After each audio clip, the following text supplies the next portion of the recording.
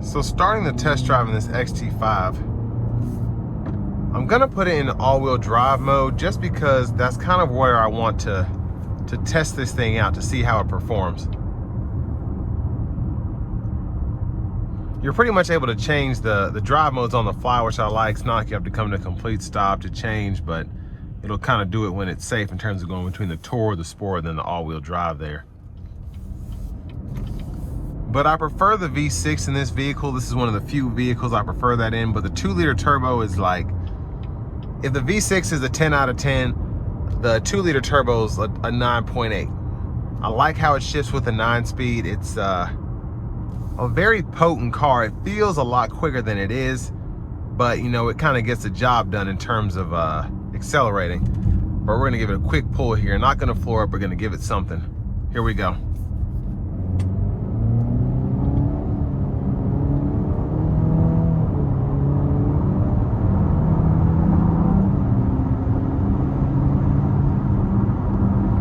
So I mean, relatively quick, and again, that's all-wheel drive mode, not even sport mode.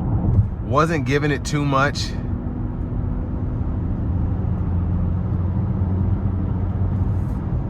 But I do want to give one more huge thanks to Cadillac of Murfreesboro for allowing me to review this car today. I'll leave a link below in the description. If you're looking to find the best price on one of these closer to home, click that second link down below. It takes just a minute to fill out your information, and I'll make sure the local dealers are fighting to get you the best price on this or whatever new vehicle you might be interested in. Now, it might be kind of hard to tell, but it's keeping that safe distance between myself and the vehicle in front of me as I'm coasting down the highway here. So even though I have it set to 70, it's doing 64 to keep that consistent distance here. But I mean, road noise is great. Sound acoustics in here are incredible. Very quiet.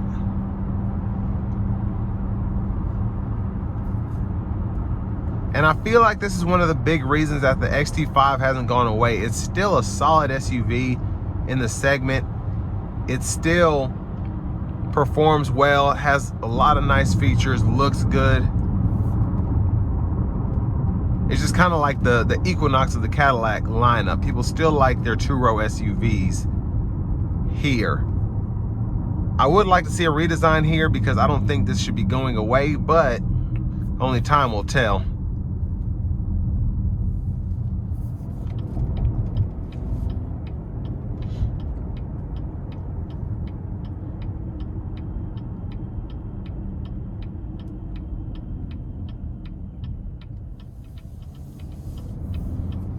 Now, in terms of what you get for the money here, $62,000 really is not that bad, I think, just compared to how expensive everything else is these days. I mean, you have the embedded navigation, the wireless CarPlay, Android Auto, the panoramic roof, heated cooled seats, the list goes on and on. Adaptive cruise control. It's just it's a solid SUV, I think. And even though the looks are a bit dated, it's still very modern. I know a few manufacturers that have kind of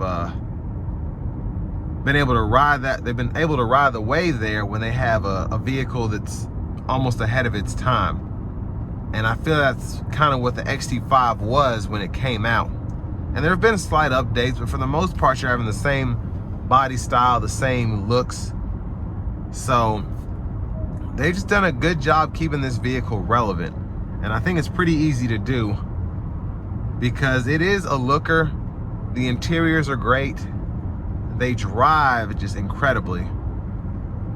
And they're chill, they're under the radar, which is what a lot of Cadillac buyers want. I remember when the first, there was a lady I knew and she wanted to look at a Cadillac, and I said, well, what kind of Cadillac do you like? She said, I just want something that doesn't look too sporty. And it was an older lady, yeah, so I showed her every Cadillac, and she was not feeling any of them. And I can't remember if this was before the XT5 dropped or not, but I showed her an XTS. I think I showed her the CTS, and she said, oh, they're too sharp, they're too sporty. Saying all that to say, this is not that. And I feel like that's what a lot of people who aspire to get a Cadillac, they want something like this.